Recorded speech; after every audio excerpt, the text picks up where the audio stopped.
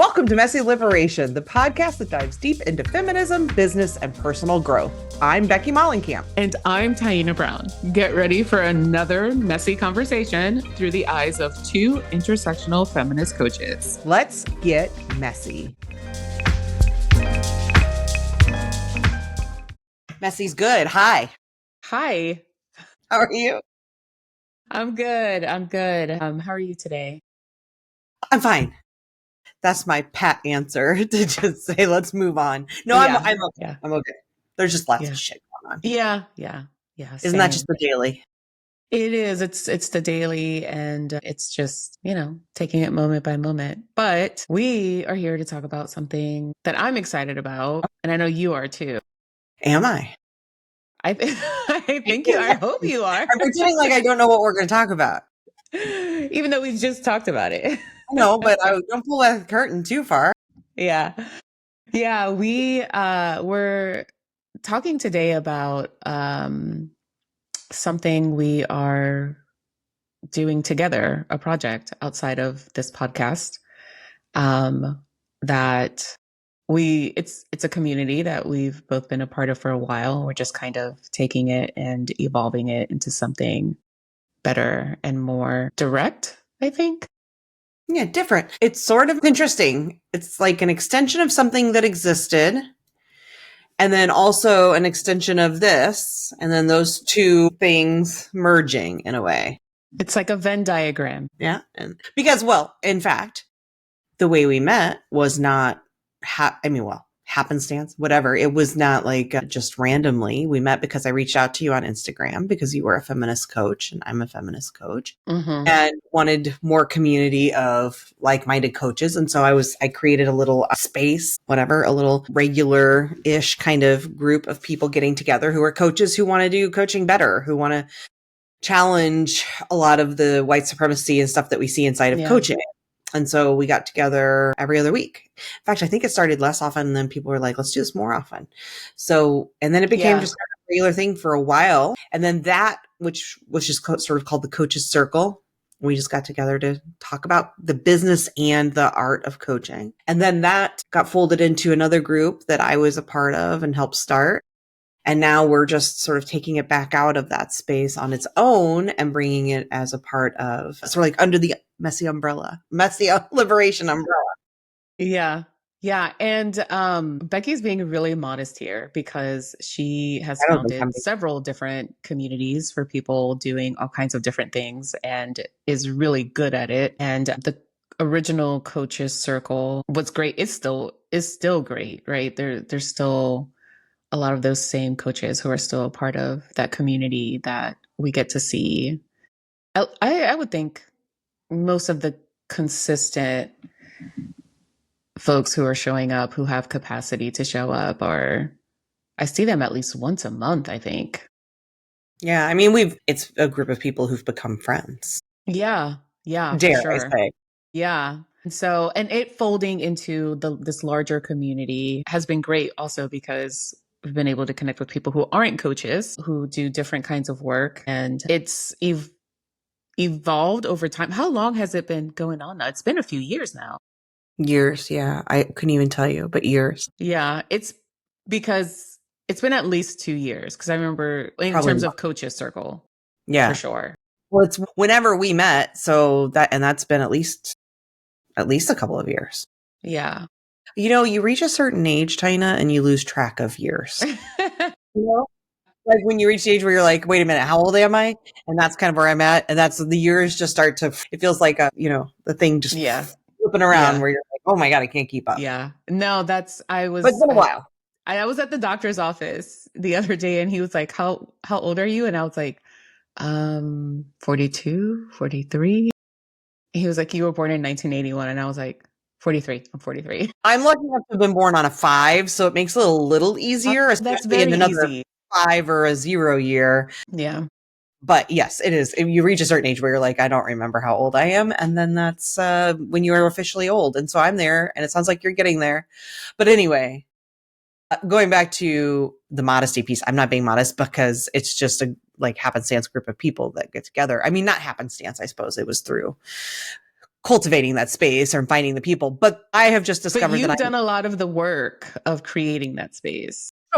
Sure. Well, what I just learned yesterday in having a conversation with somebody who is an Enneagram expert is I've always said, like, Enneagram doesn't resonate with me. I don't think it's me, whatever, because every time I take tests, it's different. But we talked about it and I was like, okay, so I am an Enneagram 6, it turns out. And Enneagram 6 people are people who that really seek out security and safety. And one way they do that is through like community building and community spaces to help them feel more safe and secure. Like my core wounding is around kind of like abandonment and stuff. So it's like that like desperate want of security and continuity. And so it's really a trauma response. So I don't know if that's like the kind of thing that we would say is like I don't know if we brag about our trauma responses or not, but that's why I have this battle scars.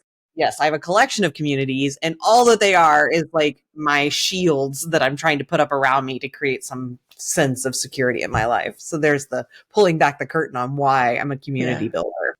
Yeah. But I don't want to say useful because that makes it sound incredibly transactional, but they still have a purpose. Like there's still a purpose there outside of I think maybe they start that way, but they evolve into something else. And Well, that's they kind definitely of serve a purpose. I mean, it gives me that safety and security I want. Through the community, I end up picking up people along the way who then become, like you, friends, right? Not just people inside of the space I build, but also just having that repetitive experience of having people in my life.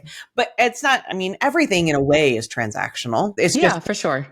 make it more than that. And that is but anyway, people, I don't even know if this conversation is making sense. Is it making sense? Let's just tell people what we're doing. I'm like, do people even know? Like, have we been even clear what we're talking about? So we're starting the Messy Liberation Coaches Circle. That's what we were talking about, the Coaches Circle, and bringing it under the Messy Liberation umbrella. And it will be a community for people who perform the act of coaching. You do not have to be a certified coach. We have lots of thoughts about certification and gatekeeping and all of that. I happen to be a certified coach, but like that's not a requirement. You don't even have to necessarily be strictly a coach. You could also be a therapist who uses coaching skills sometimes, or a leader in your business who's using coaching skills with your team and things, right? But it's people who really are interested in coaching and in what that really means, right? So not strategy, although you can be a strategist who's also a coach, so that would work, right?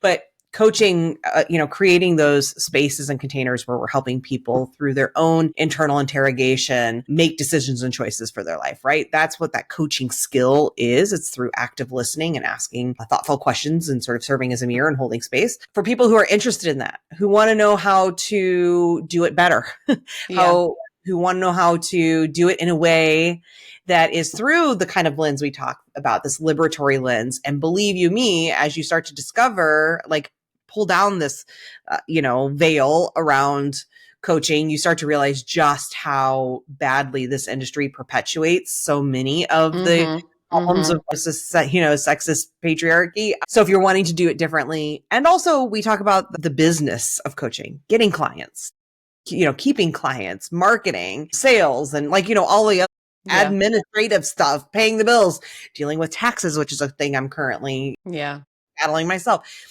All of that. It's a space to have community of people who are doing using the similar skills, interested in using those skills in a way that's really powerful and honoring of everyone's full humanity, and also exploring how to, function inside of capitalism and make money.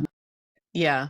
I would say it's a space for people who are either coaches or use coaching methods, who want to push back against things like capitalism and, all the insidious ways that oppression has snaked its way into the different institutions that we're a part of, but especially coaching. Because like you said, once you kind of pull the veil back on the coaching world, and I'm sure this is true in any industry, but I think there's a certain naivete when it comes to coaching, because you're like, oh, we're helping people. Why would people be, oppressive or homophobic or transphobic or racist or anything like that? But then you get in there and you're like, it's a lot of the same bullshit as in other spaces. And so you and I both know of like other coaches and leaders in coaching who are also trying to build these kinds of spaces. And I think the one thing that we both have in common in terms of how we have approached this is that a lot of times those spaces that other coaches are trying to build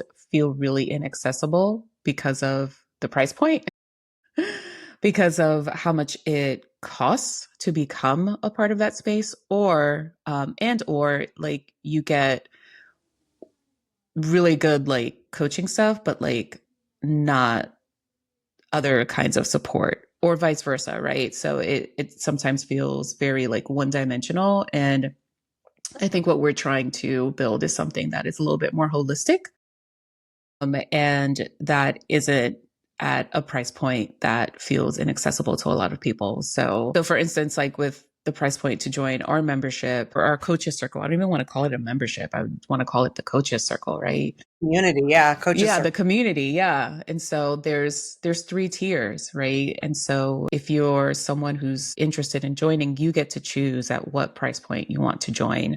And we did that for various reasons, right? One, so people can have agency, right, about how they're spending their money on this, but also so that it creates, or it kind of takes away that barrier to access that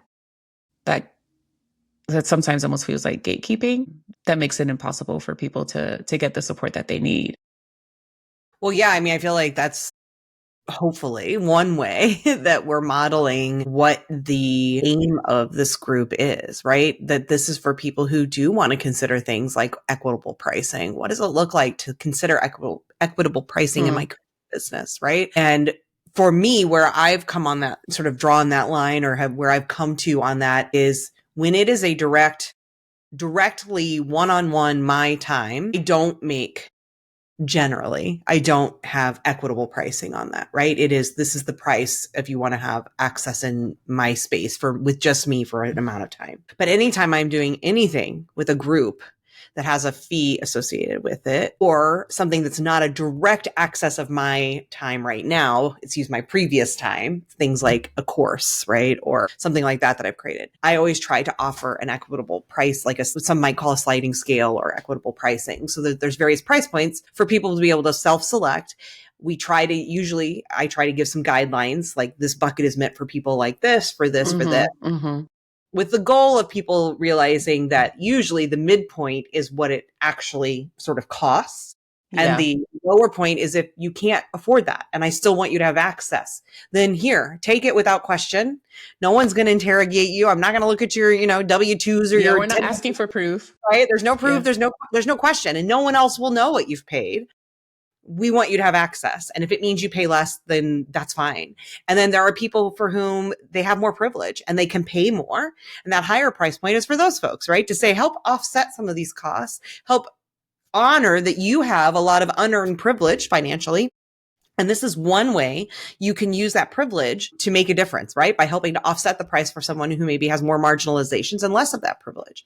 And so that to me is what that equitable pricing looks like. And I've been trying to do that in my business. I know you try to do, like we all try to do that in our businesses. And that's some of what the kinds of things that we talk about inside of the coaches circle is, what does it look like to think about pricing when you care about equity and when you're trying to step outside of these capitalist norms, right? Is there a way to think about pricing differently? And so we're modeling that with the pricing for the circle, to say, this is what it can look like. And so you choose, you decide, are you that person who maybe has more marginalized identities, who has, because of those things has less financial privilege? Here, we still want you in. We're going to make it as accessible as we can. I'm still saying, hey, let's put a little skin in the game, because we also know, unfortunately, in the capitalist world we live in, that we tend to show up for things when we have paid something. And then, for those who have more privilege, can you help? Can you use that privilege in a way that will help those other folks? So I love that. It's like just one of the ways I hope that we will show up and model what we're wanting everyone inside the circle to be thinking about. Yeah. And I know both you and I also just like heavily informed in terms of like community practices by the work of like Adrienne Maree Brown and Robin Wall Kimmerer, who's the author of like Braiding Sweetgrass and Gathering Moss and The Serviceberry. And one thing that The Serviceberry, the book specifically, is about creating a gift economy and just like recirculating resources among a community. And so something that I'm really excited about, and I'm sure you are too, for folks who do have a greater amount of financial privilege and can tap in at that higher scale, right, at the highest price point to join the community, we're taking a portion of that membership fee and allocating it to a collective fund for the community. So that way, if someone, in the community needs some additional financial resources to, like, if something happens with their website and they have to like start from scratch or something, and they just need some support there, they can access those funds. And so obviously it's not going to be a lot to start off with, but my hope, is that it becomes just that, like this recirculation of financial resources within the community that everyone is a part of, that helps people feel connected and feel like we are moving in an anti-capitalist way, right? In a way that is pushing against those ideals of silos and toxic individualism, and somebody has to be at the top, or someone has to be exploited in order to make money, because that's definitely not what you and I are here for. Do you want to talk about what it would look like to be a member of the community? Yeah, I mean, I think that's great because people always want to know, like, that sounds cool. I know the question I always hear from people on anything is like, but what do I actually get? Like, what is it? Yeah.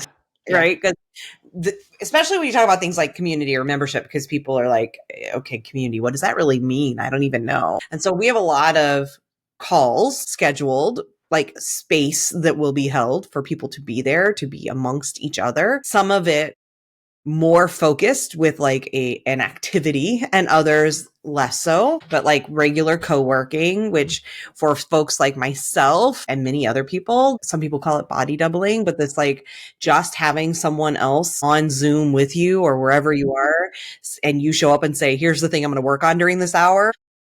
For people who like external accountability, especially, that tends to be very effective in getting something done, quieting out the noise and saying, okay, I'm going to show up. I'm going to do this thing. I said I was going to do this thing. The person on the other side of Zoom is going to ask me at the end of the call, did I get this thing done? So I'm going to get something done. And a lot of people, including myself, can be far more productive in those times.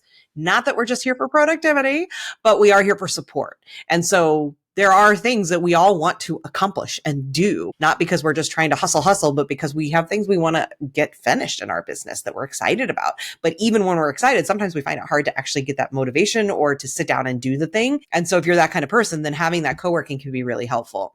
That's a quiet time. So there's not like, that is still community, but it's maybe not community in the sense that people think of, where it's conversations and talking. Yeah, it's low engagement community. Right. Yeah. The way we show up and support each other. And I know for some people, some folks who are maybe more introverted or have some neurodivergence, that is the kind of community they crave. And we want to be able to provide that as well. So the people, because sometimes I think people hear community and think, I don't know, that I'm not the kind of person who wants to like go and do, speed dating networking stuff. Right. And that's not what this is. So there's that kind of, like you said, low lift now, community, but there's other pieces as well. You want to talk about book club part? Because yeah. So this is something so in a coach's call in the original community, right? A few months ago after the election, a bunch of us were just talking about how do we move forward, especially, as entrepreneurs. Like, it feels hard to still go out there and say, hey, I can provide support for you if you pay me money, right? Like that kind of felt kind of icky and gross. And so we were just talking about ways to do that felt more values aligned and didn't feel like manipulative in some way. And text that kept coming up is, I'm sure nobody who consistently listens to us will be surprised when I say this, but Emergent Strategy by Adrienne Marie Brown. And several people shared or showed interest in potentially doing like a book club to just kind of walk through the different principles and elements in that and see how we could apply it to our business in a way that felt really generative for this specific point in time. So we started a book club, going through the book. We're about halfway through now, maybe a week under halfway through, but it's been really great. It's been really, really good. So one thing we decided was for the Messy Liberation Coaches Circle, we wanted to keep that aspect of the book club because it was a way to get people thinking about their business in really creative, generative ways. But we wouldn't only just necessarily do books on how to run a business or how to be a coach, right? And so I know one book or the next book in the book club that Becky's going to do is The Artist's Way, and then we put out a survey to current members about what kinds of book they would be interested in. So far, the winner is something fiction, so something fun. So we might do that at the end of the year, depending on how that survey pans out. But I kind of hope we do Service very soon. That would be amazing too. Because it's such a small read too. Yeah, it's in my, I'm waiting. I have it on hold for Libby, but I haven't gotten it yet. But anyway, the Artist Way is super fun too, doing that as a group because we get to get creative together. And so I think it's just interesting too, thinking about how do we think out things outside of what we're expected for like you said, like doing fiction, but sometimes you might think, how does this relate to what we do? But it does. Creativity, the artist's way, like we're not all artists, but unlocking creativity is really important as coaches. We have to get creative to be able to meet our clients and to show up for them, to care for ourselves, to encourage them to think differently. So I think it's exciting for us to explore different ways of approaching things than just what you always expect. The other thing that we have is sort of spotlight sessions where one coach gets to be in the love seat. I hate the hot seat, feels too like you're being interrogated. Yeah.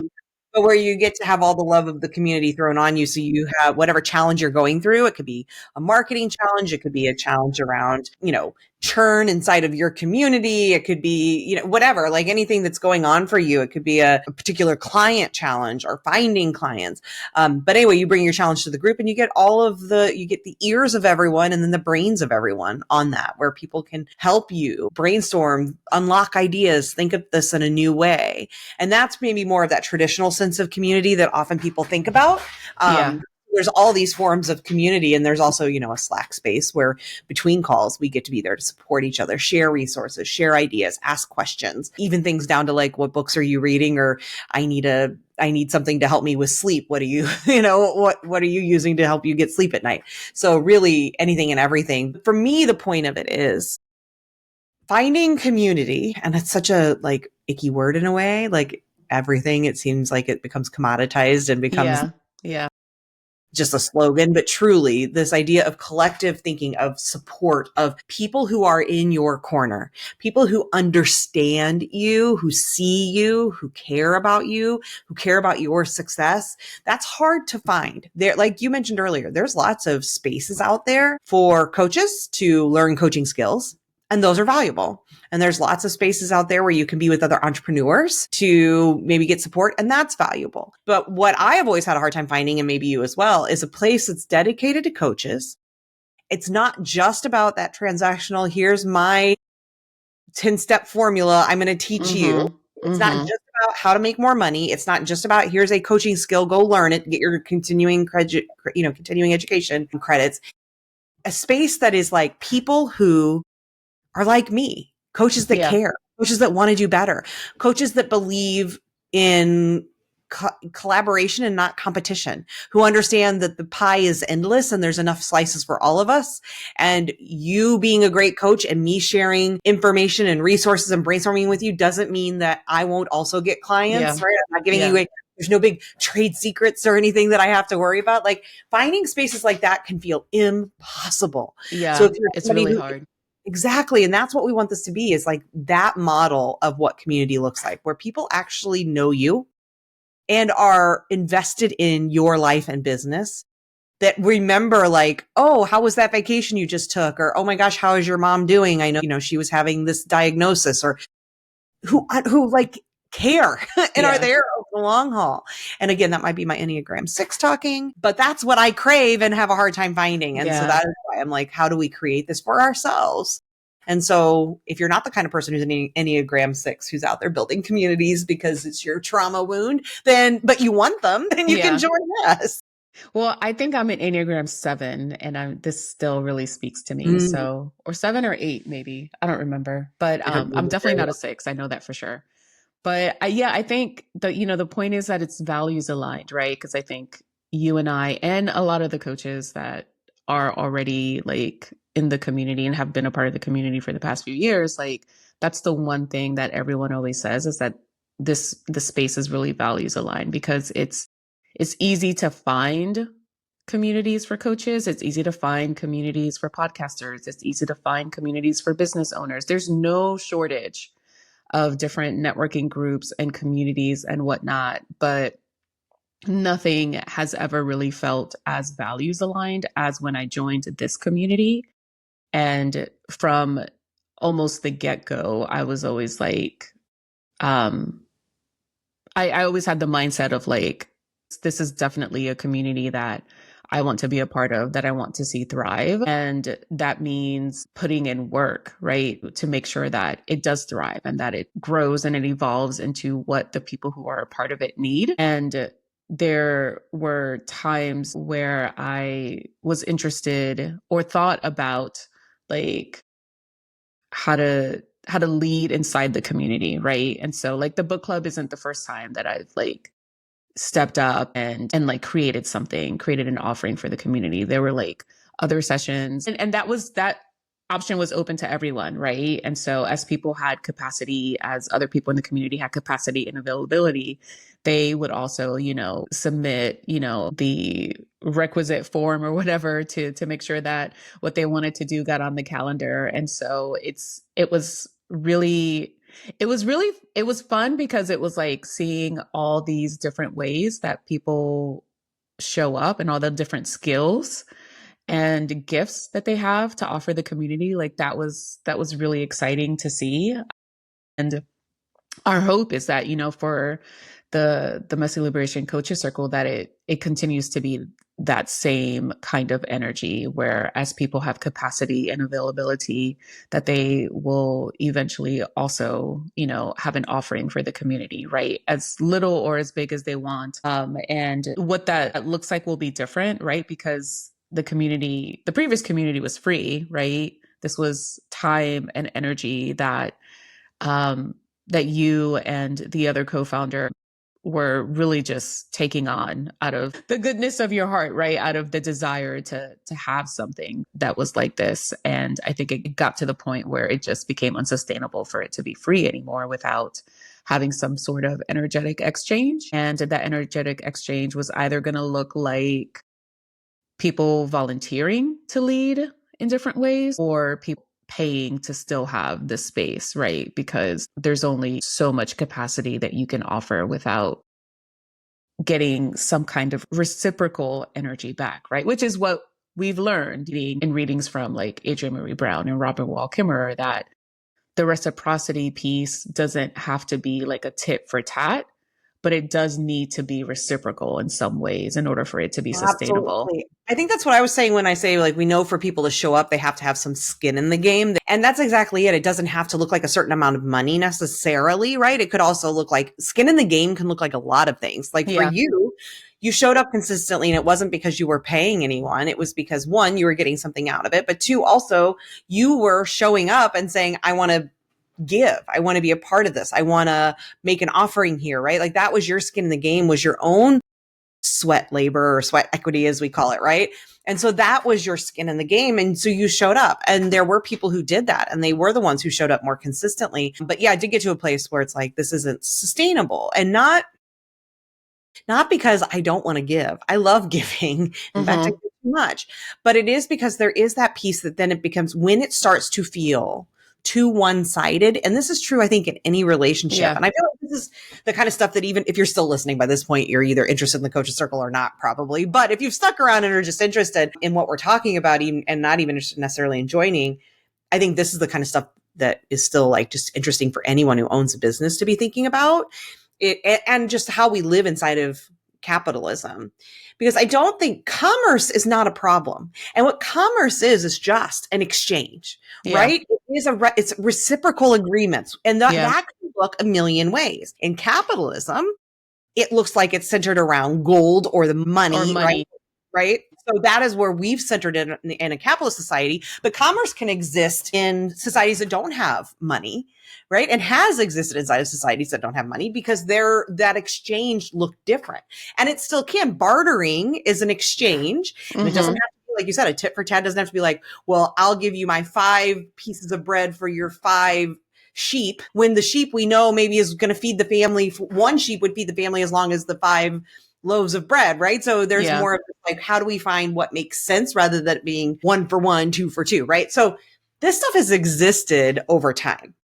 The problem becomes when you are feeling like I'm giving my loaves of bread over and over again. And for me, that looked like my time in managing things and organizing things and showing up for things, as well as expense in the tools that I'm using to support some of these different, the tech tools I'm using to support this.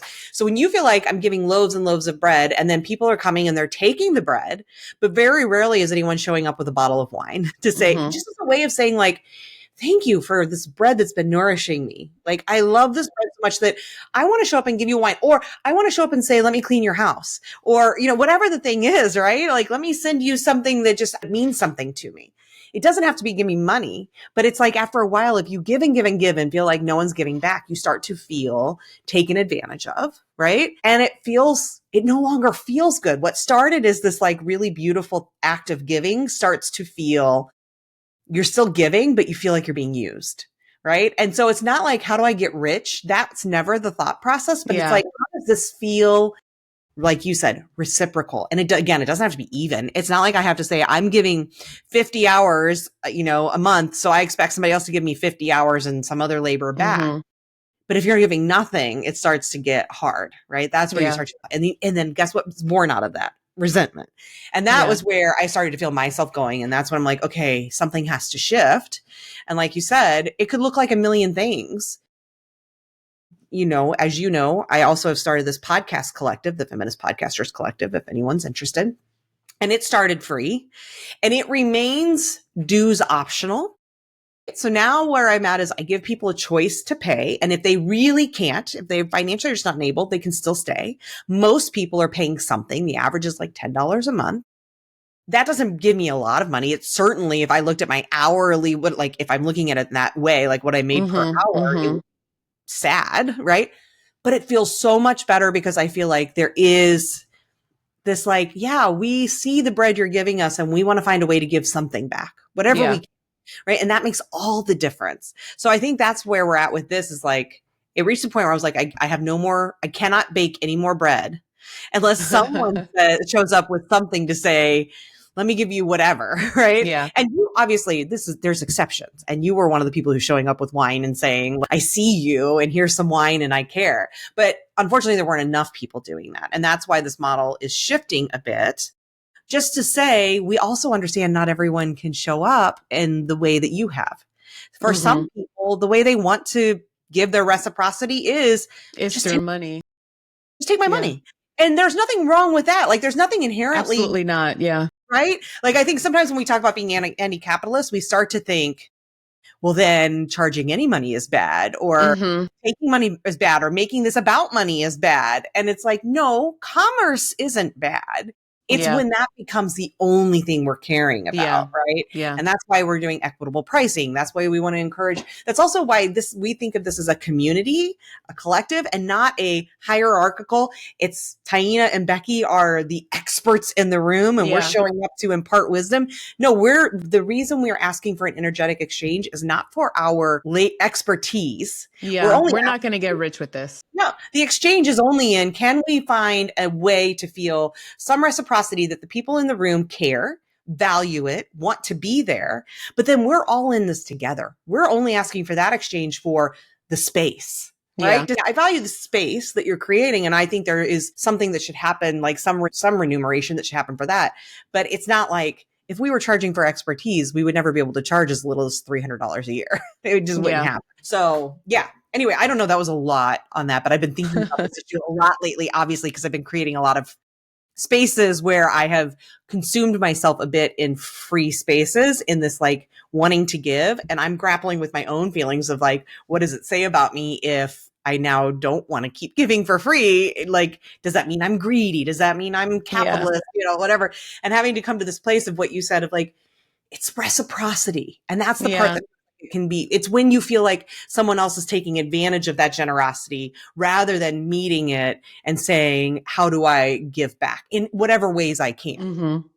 Yeah. And just for people listening or watching, like, just to be clear, we're not saying anyone was taking advantage, right? No, it's about managing like our own feelings and our own expectations in the space to make sure that we can show up as like our best selves and provide the best experience for people who are coming into the space without harboring like any kind of like resentment or grudges or anything like that. So this is 100%. Because if I show up and say, hey, let me just give you this thing, of course I understand why you would say, that thing's great. I'll take that thing. Because I'm the kind of person who would do the same thing. If someone showed up and said, oh my God, here's my homemade bread, take it. And then they showed up next week with more homemade bread. I love bread. I would be like, oh my God, seriously? You're just going to keep giving me this homemade bread? Yeah. I mean, I would hope that eventually I might say like, oh my gosh, this is too much. Let me give you something. But I also understand that inclination to say, why would I refuse gifts that are being given to me? So of course, the issue is when you're on the side of giving those gifts and you go into it feeling like you're giving freely, no strings attached, like you don't want to be that kind of person. And then at some point when you start to realize an internal shift of like, this isn't feeling good the way it did at the beginning, right? And you start to realize why, then it's on you, not them, to set a boundary, right? And that's what was missing was my own boundaries. I didn't put boundaries because at first I wanted to believe, and I did believe, that I just wanted to give freely, right? When I started to recognize, oh wait, this is causing capacity issues on my side that now are harming me, then it's up to me to create a boundary that allows me to still give, but in a way that honors my capacity and that I can live with, right? So yes, 100%, it's not about the other person. I understand the other person because that boundary wasn't in place. So I have to go back and say, that bound, and this, by the way, I think is just valuable information for any relationship. Where the relationship may start looking one way, and at some point you realize it doesn't serve you or it may even be harming you. At any point, you're allowed to say, I now need to put a boundary in place. And the other person, sometimes we have people in place who will push back and say, but that boundary wasn't there before, right? And I'm not saying that's happening, but I could also understand why there will be people who would say, but this was free before. How dare you take it away, right? And I would say, I understand that, right? And that's okay. And then you get to choose whether you want to be a part of this relationship anymore or not, right? Because what I'm now saying is I need this boundary. Again, that's not necessarily this group, but I just think in life, like sometimes we think we're not allowed to change the rules, quote unquote, in the middle of something. And you are. You're anytime you can change to say, I need this boundary now. And if you don't respect that boundary, I understand, but also that means this relationship isn't for you anymore. Like it won't work anymore because this is a boundary I'm telling you I need. And so 100% it was me. Hello. I'm talking with me. As usual. Thanks, Taylor. And and now it's about changing some boundaries to say, what does it look like to still be able to give? $300 to $600 a year does not mean getting rich. It does not mean actually like compensating us for the amount of time we give at a rate that we would charge any client. But it does allow us to feel like we can do this in a way that allows us to continue to give and feel like it honors our capacity a bit more. And approach it with a spirit of joy, right? And abundance, as opposed to a spirit of as opposed to like begrudgingly as a burden. And so, resentment. Because that's where I got to, not with, with this too a bit, but we're stopping this before that. But I have a track record of this. So I know where I give because it feels good. And then it starts to not feel good. And in the past, what I have done is when it doesn't start to feel good, then I just stop. I just quit the thing, right? Instead of asserting that boundary and changing the rules. Because I think, well, I always said it would be free. So now if it can't be, then I have to just stop doing it. Oh no, I'm allowed to now say that felt good for a while. It doesn't feel good now. So this is what I need to continue to let this feel good. That's been I'm a 50-year-old person who's just like getting to that place in her life that she's realizing that's okay. And that's better late than never. Exactly. Because I know many people still don't. And so, I just think that's the life advice out of this episode. And what this looks like is the fact that it is honoring a change. Yeah. Yeah. And I love that word reciprocity. When we can think of it as not tit for tat. Yeah. Yeah. Yeah. If we can take it outside of the context of capitalism. Yeah. Which is Reciprocity hard to do. is a beautiful thing. It is hard to do because we've lived our whole lives, right? Within that context. And we'll continue to. So it's like an ongoing project, like an ongoing self-awareness and self-care project to remove it. Okay. So the Messy Liberation Coaches Circle will include a weekly co-working. It will include 2 community calls a month. One will be casual. One will be the spotlight session where someone can be in the love seat and get some brainstorming support, some collaborative ideation going to help them. We just debuted that during this week's community call, and we had someone come in who's hosting a retreat and wanted some brainstorming ideas on how to get more visibility there. And then it will also include book club. And so and what could include more. it Right? could Because include more. also That's where I was going. That's where I was oh, going. good. I was like, because So, we're also having time to remain really flexible, and co-creation, I think, is for both of us is a core value of co-creation. yeah. And so we don't. Again, it's not about us dictating. This is just our like opening offer. Like this is where we're starting. This is what we feel like people need Yeah. just to get started, but it can evolve based on the needs of the group, right? So like what are some things that you're hoping or that you think it could potentially also include?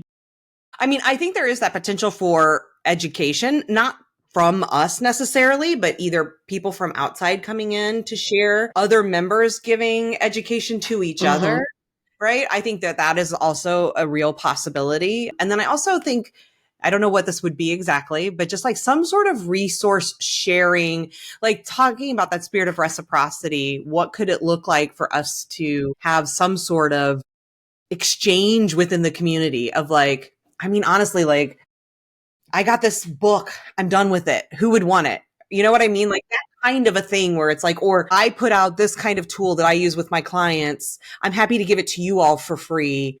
What tools do you have? Like maybe a shared resource library of that kind or something like that. Like I could envision some sort of like Facebook marketplace, but within the, so there's just a couple of things that come to me. What about you? Anything else that you've been like, I mean, who knows though, because other people will come in with their creativity. Yeah. One thing that I kind of dream for this space also is just kind of like I don't know what to call it. It's not necessarily like a referral network, but like, so this idea was born out of how, like, when I was hospitalized last year and I had to put everything on hold as a solopreneur, right? And I have since just been constantly thinking about like if I needed someone to step in for me, but I hadn't hired anyone, who would that person be? Like how what are the logistics of that? Like how could that happen?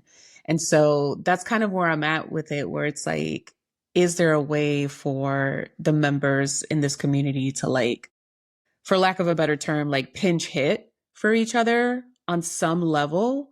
Obviously that has to be built on trust, right? And it has to be with the consent of any client. But like, is there a way for that level of collaboration to happen, right? Where it's not necessarily we're engaging in this huge project together, but I can step in for you as needed based on, a very specific context and vice versa. And so that's one thing that I'm dreaming up for this space. The other thing that I'm dreaming up is like local little pop-ups, But that'd right? be And so we've talked great. about this. Yeah, we've talked about this with the podcast too, just like maybe at some point doing like some like live in-person kind of stuff. But I think with the coaches circle, that could be really of fun, of just doing like a little local pop-up and creating this like just network of small groups of people that are close enough to each other to meet in person occasionally.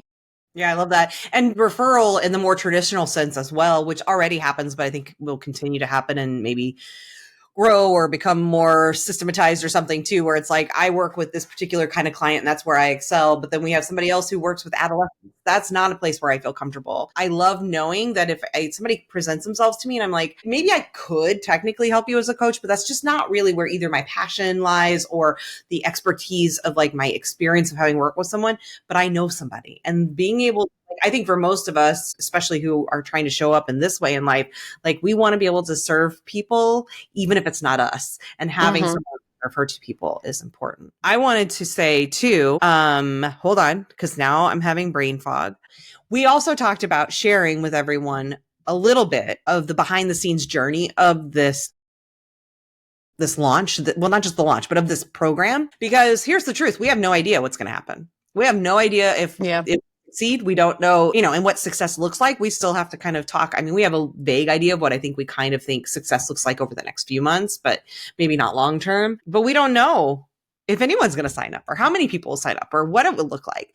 And so I'm a big fan of Wandering Aimfully. It's Jason and Caroline Zook. They're a married couple. They live in Portugal now, but they're from the US. And their business, they're very big on, we're going to tell you all of it. Like we share and it's not just about there's lots of people out there who like to share their monthly earnings reports and stuff as in a way that to me just feels like sort of, I just want to brag or to make myself look good so you'll hire me. And that's not at all what this is. It's very much we want to talk about experimentation and we want to show you that we're constantly experimenting and trying. Mm-hmm.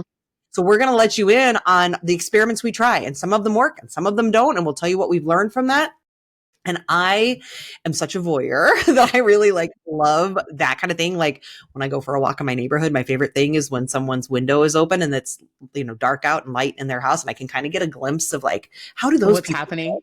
I just love to know how other people live. And I think it's that we're naturally trying to compare ourselves, and it's not in the are you better or worse way, but I just want to know does everyone else walk around in their underwear, or does everyone, you know what I mean? It's just what time do people have dinner? Right? Yeah. Or what are they eating like we eat? Do they ever eat out? Or are they only making totally nutritious meals?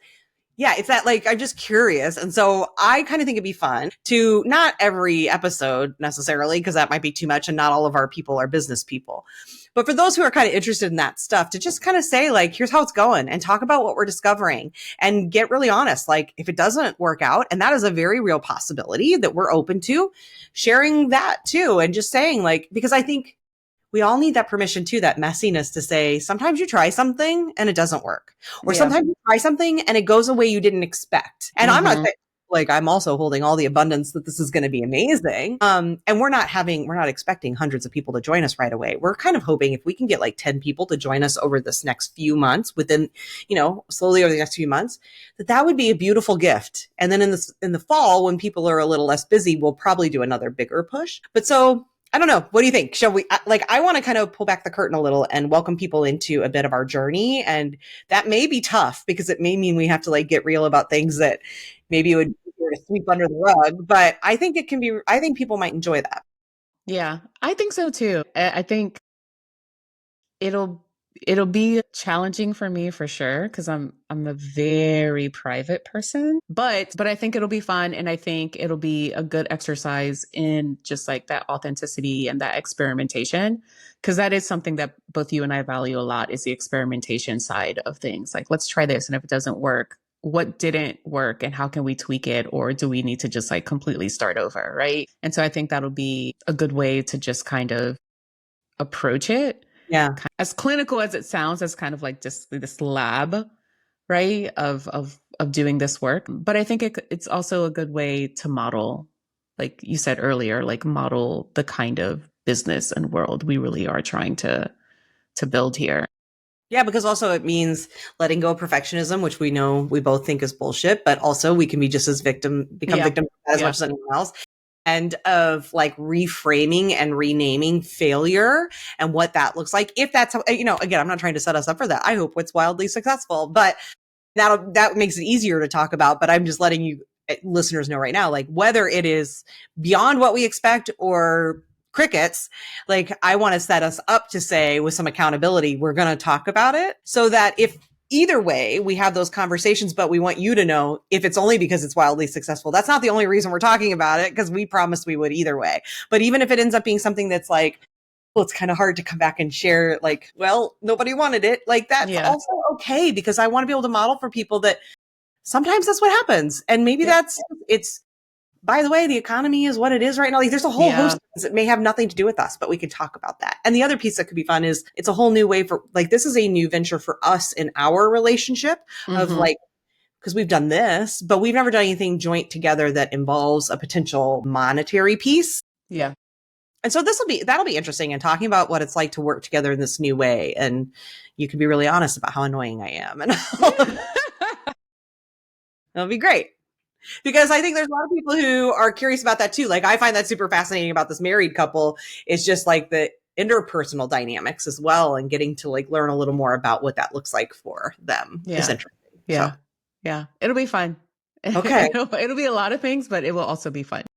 And obviously we haven't said this and probably should have sooner, but like in the show notes will be the link where you can go if you're interested in signing up, because this week is the first week. So this is coming out at the beginning of May, and well, right at the end of April, beginning of May. And this is our sort of first week of directing people into this new space. So if you want to join us, the link to do so is in the show notes, or you can go to messyliberation.com, and there'll be a place there also where you can click to join us if it feels like the kind of space you've been looking for and thinking about.